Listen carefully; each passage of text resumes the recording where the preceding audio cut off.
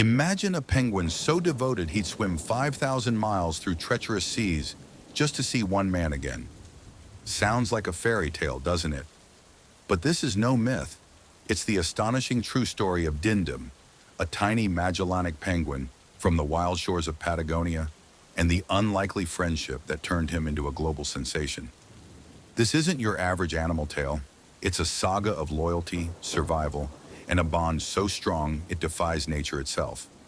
Ready to dive into a story that'll tug at your heartstrings and leave you questioning what animals are truly capable of? Then welcome to Fortunate Stories, where this incredible journey begins.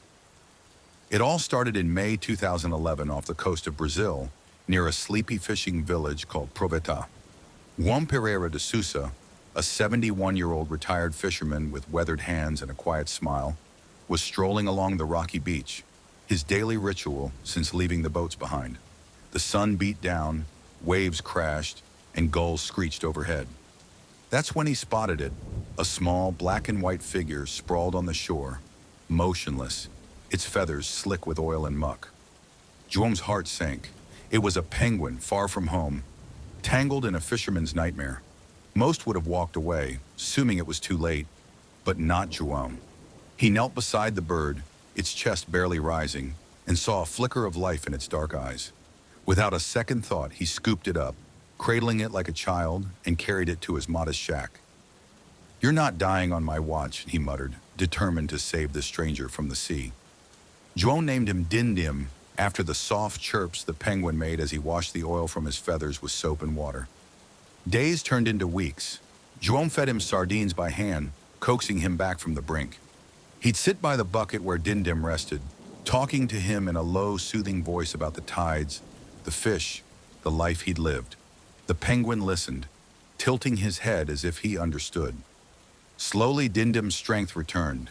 His waddle grew steadier, his chirps louder. Juan knew he belonged in the wild, not a fisherman's home. So one morning he carried Dindim to the shore, set him down by the waves and said, "Go on, little friend, you're free." Dindim looked back once, then slipped into the surf, vanishing into the horizon. Juan watched, a lump in his throat, sure he'd never see him again. Months passed. Juan resumed his quiet routine, mending nets, sipping coffee, watching the sea. He'd think of Dindim sometimes, wondering if he'd made it home to Patagonia, 5,000 miles south, where Magellanic penguins breed and thrive. Life moved on, the memory fading like a tide-washed footprint. But then, in June 2012, something unbelievable happened. Juan was on the beach, the salty breeze tugging at his cap, when he heard a familiar chirp.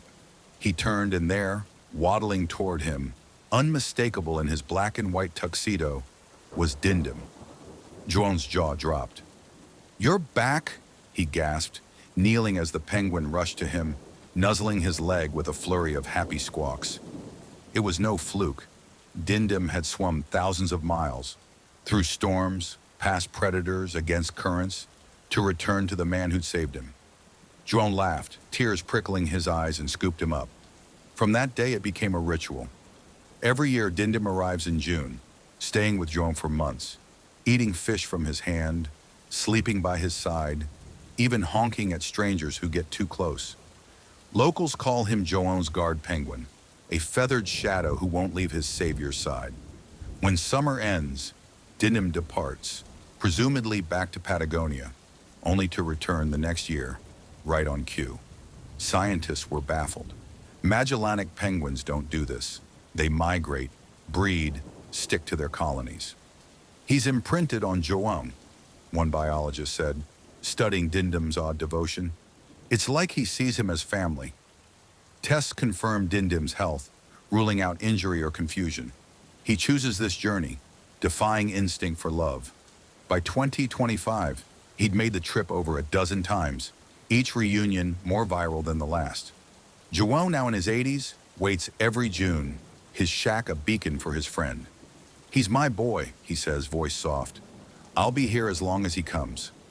Dindim's story spread, news crews, documentaries, millions of views. People sent letters, fish, donations, calling him a symbol of gratitude. But to Juan, he's just Dindim, the penguin who swam 5,000 miles to say thank you. On Fortunate Stories, we dig into what drives a creature to such lengths. Is it loyalty, memory, something deeper? Share your thoughts below. Could you love like Dindum? Subscribe and join us for more tales that prove animals are more than we ever imagined.